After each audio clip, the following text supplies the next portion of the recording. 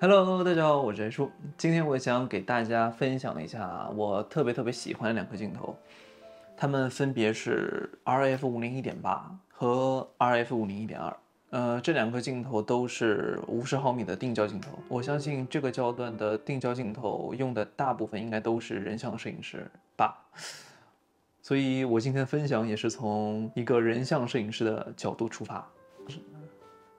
首先是我们这一颗非常小巧的镜头 RF50 1.8。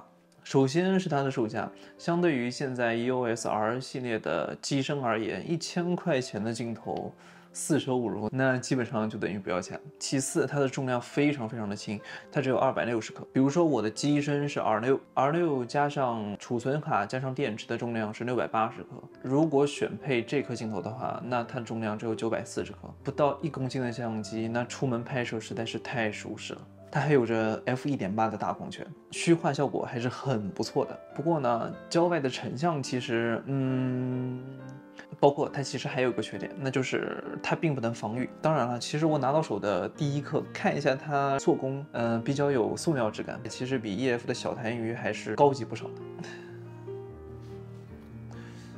RF50 1.2这颗镜头，其实我感觉更像是一个理财产品。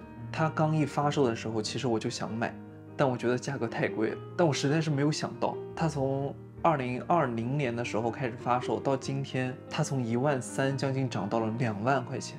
我的天，我相信这个收益率其实高过了很多理财产品或者一些投资，可能已经超过了90%的一些基金啊之类的。比如现在的售价，京东是20000块钱，那就是刚刚 f1.8的20倍。这是一个比较夸张的倍数了，所以我当时买这颗镜头的时候，我也是犹豫了再三，因为这个价格实在是有点让人心痛，有点丧心病狂。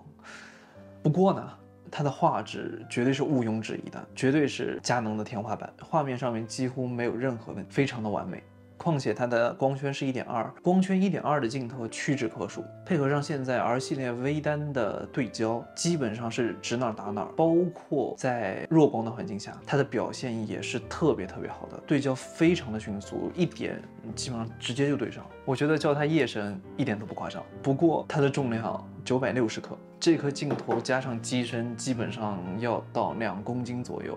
长时间这样子拍摄，其实还是手臂还是挺酸的，尤其是扛在脖子上面的时候，脖子也很酸啊。这可能是它唯一的缺点。这颗镜头除了价格比较贵、比较重以外，没有任何缺点，没有任何缺点。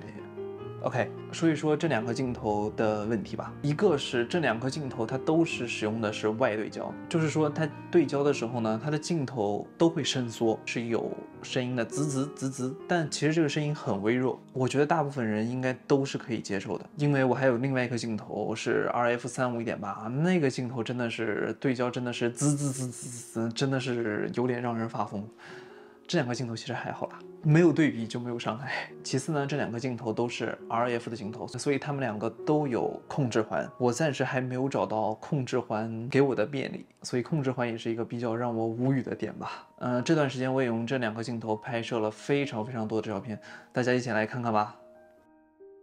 一开始的这些照片都是拿 f1.8拍摄的。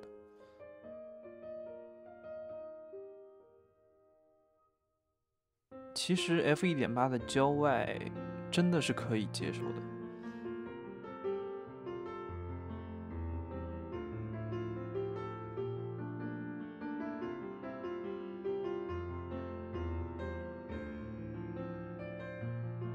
包括它在晚上的表现也是 OK 的。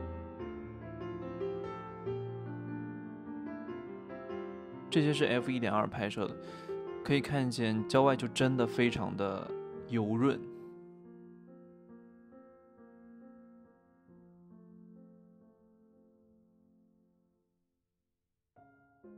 看完了这些照片，我个人觉得，其实这两个镜头拍摄出来的画面我都是可以接受的，包括这颗50 1.8，它拍出了非常多我自己非常喜欢的照片。总结吧，就是 RF50 1.8这个镜头性价比特别的高，是一颗特别值得入手的镜头。RF50 1.2呢，尽管很重，但是让我欲罢不能。